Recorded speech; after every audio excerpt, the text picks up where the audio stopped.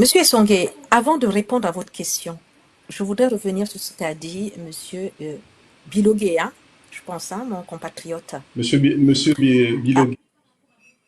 Monsieur Bilogué. Alors, lorsque moi je m'exprime, j'aime bien être précise et très factuelle. Parce que les chiffres ne mentent pas. Et je pense que quand on est factuel, en général, on ne se trompe pas. Alors, il faut bien entendre ce que j'ai dit. La diaspora gabonaise, dans sa majorité, a voté oui au référendum.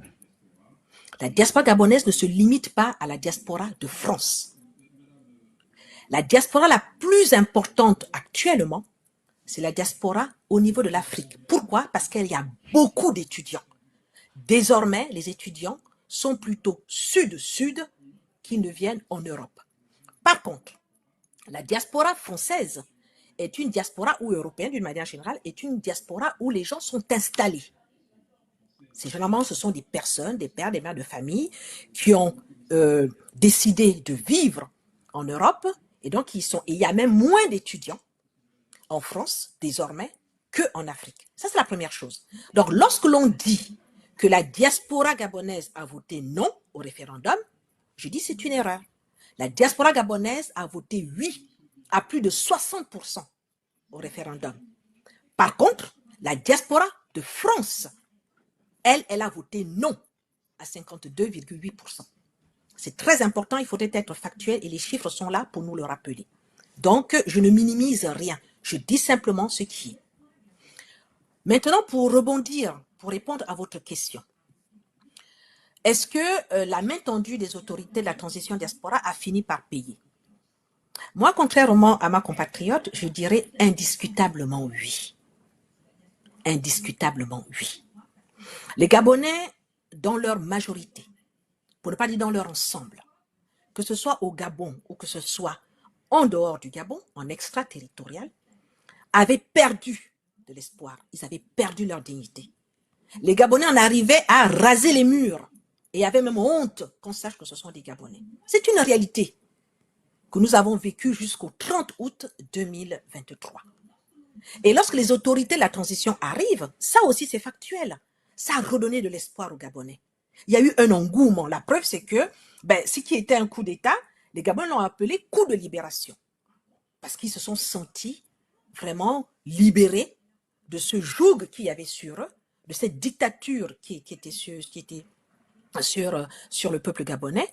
Et par conséquent, il y a eu cette dignité à nouveau qu'ils ont ressentie.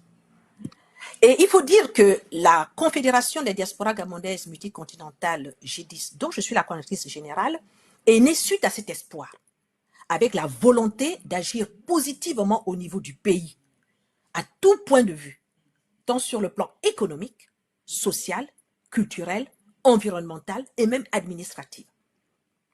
Et je voudrais également dire qu'il y a eu, lors des 2 premiers discours des autorités du CTRI, à savoir M. Ulrich Monfumbi et M. Oligui Nguema, il y a eu d'emblée une main tendue à la diaspora.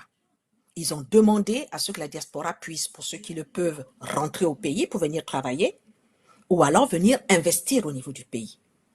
La diaspora s'est sentie interpellée par rapport à cela.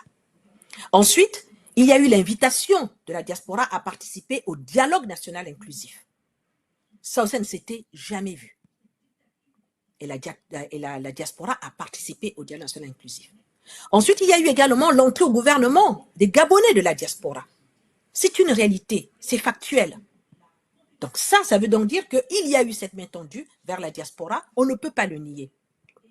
Et ensuite, il y a eu la visite du président de la transition, M. Brice Clotaire Oligui Nguema, à Paris. Et là aussi, il y a eu un engouement et il y a eu la promesse du président de la République de créer le Haut Commissariat de la diaspora, dont nous attendons toujours la création. Donc, et enfin, il y a eu, vous l'avez dit, un projet de société qui a été présenté par M. Brice Clotaire Nguema. Et dans ce projet de société, il y avait une main également tendue vers la diaspora parce qu'ils avaient parlé des projets qu'ils entendaient faire avec la diaspora. Il faut dire, quand même pour relativiser les choses, que M.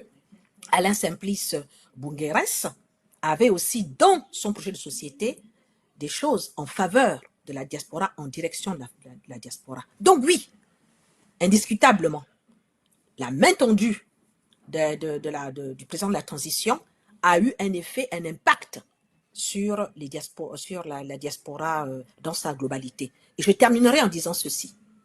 Nous avons des familles au Gabon. Même si nous vivons en diaspora, nous avons des familles au Gabon. Et pour ceux qui vont régulièrement au Gabon, ils ont vu le changement qui s'est opéré. Et lorsque nos familles qui vivent là-bas nous disent que ce qui se passe ici est positif, c'est normal qu'il y ait une influence aussi de ce que les parents disent sur leurs enfants qui vivent en diaspora. Et donc, ça a dû contribuer aussi à cette adhésion que nous avons pu observer de la diaspora envers le président de la transition, candidat, M. Brice Clotaire Oligui Nguema. Voilà ce que je peux dire. Donc, moi, je pense... Merci.